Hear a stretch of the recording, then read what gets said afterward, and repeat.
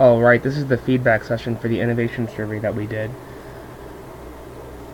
So the executive summary, just to kind of round things out, what we found is that the respondents believe they have the ability to innovate and they could use some more support from the organization as far as innovation goes. They don't feel that innovation is promoted for their for their roles and for their job at the company. The lowest scoring items in our model were strategy and structure, and the highest scoring models were skills and shared values. You'll see that later.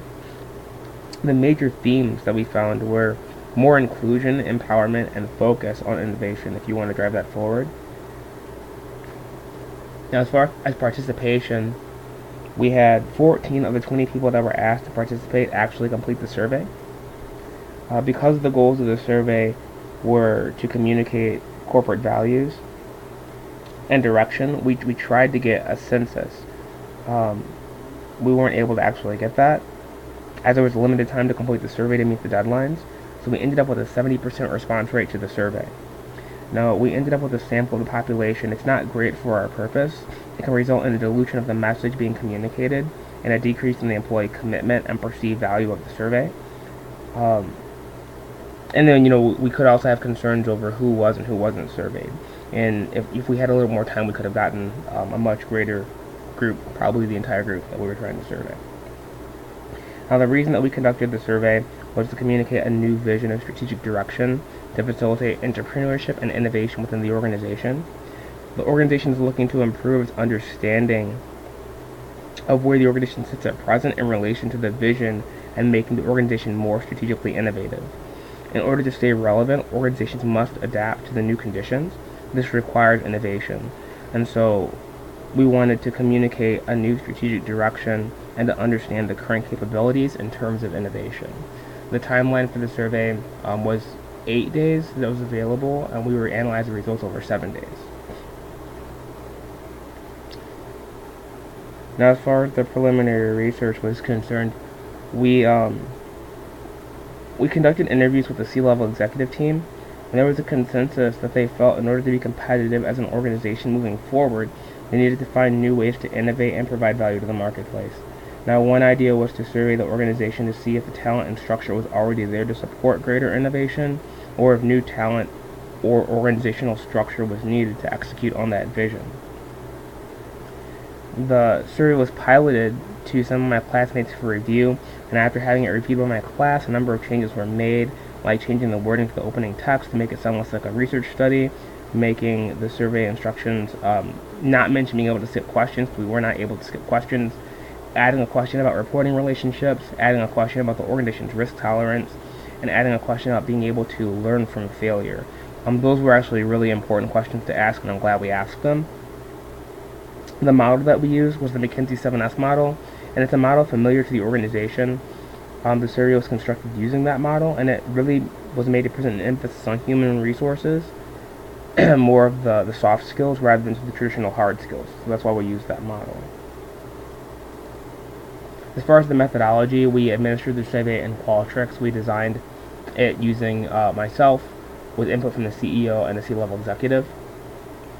As far as the communication, we told everyone in person, and we also sent out an email in order to let everyone know that it was available. We sent a secondary email throughout the week, and then the email prior to it closing just to make sure that everyone was able to get in. Our sample size was 14 out of 20 with a 70% response rate, and it was tracked in Qualtrics, which is how we were able to track the information and then analyze it. Now, here are the survey results. We have the 7 categories for the McKinsey model, and then we also went through and we took the qualitative data and we analyzed it. Now, if you look at the rankings, skills came out on top. That was our highest ranking, all the way down to structure down there at the bottom. What I did was I took the number of responses, and then each response value from strongly disagree to strongly agree was given a number, 1, 2, 3, 4, 5, to weight it. And then I added them all up, and I had 3 questions in each category, which I averaged together to get the category's total as a whole. Now, we do have mean scores already. This is for just the individual responses, but I wanted to weight it just so that I had a little bit of a clearer idea of where we stood for each response. and then I took a look at the variance just to make sure that I understood how tightly grouped everything was. Now what you'll see here is, and what you'll see on each screen, you're going to see a graph containing the questions, so you can see what the ranking for each question was, what the average overall was, and then you'll have the data down here at the bottom if you want to see what percentage of the respondents answered which area, and then what the overall qualitative metrics were. Now, in the structure, people were least agreeable about having their autonomy, or having the autonomy to innovate in their role. Under strategy, the respondents were least agreeable about the organization valuing creativity and innovation. You can see how that was compared to the average, and we're actually down quite a few points. So that was actually a huge discrepancy. You can see here under staff, they were least agreeable about the organization expectations and driving performance measures. And you can see the difference here on that one is actually quite a bit as well. Under style, the respondents were least agreeable about the organization celebrating and giving recognition for creative problem solving and innovation. Under systems, they were least agreeable about the organizational processes and procedures allowing for innovation and creative problem solving. Under shared values, they were least agreeable about the organization adjusting and learning from its mistakes. And under skills, they were least agreeable about their ability to anticipate industry trends. Now, under the qualitative questions, what I did, I took a look at all of the responses and then I categorized them a few different ways. I looked at positive and negative responses for 2 questions, you'll see those.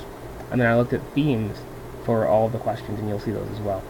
So what I saw here was that 64% of the responses were negative about the organizational culture as far as innovation, and they're really related to strategy and structure.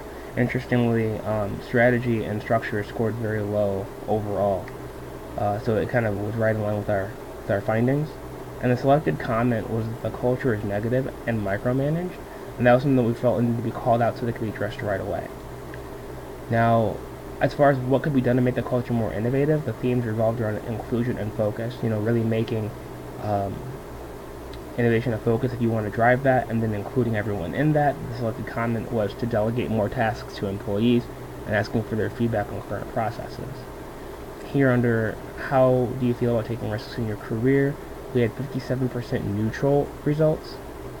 And the selected comment was not something that is consciously pursued, but open to pursuing it if the opportunity arises. And then as far as qualitative, the final qualitative question, as far as what behaviors, policies, and procedures or processes could better support an innovative culture, the themes were empowerment, inclusion, and focus. And I really just wanted to show that here with this selected comment. And so the recommendations, just line by line, are for structure to increase autonomy within each role. For strategy, build a culture around innovation. For staff, include innovation with performance. For style, encourage and recognize innovation and creative problem solving. For systems, audit the process and remove obstacles to innovation. For shared values, sharing wins and sharing the lessons learned will really help people to be involved in that culture and really pervade the entire culture.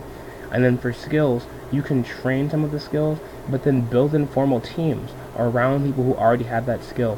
Especially when it comes to anticipating industry trends, it's not something that I see as easily trained. However, you can find people who really have that skill and build teams around it.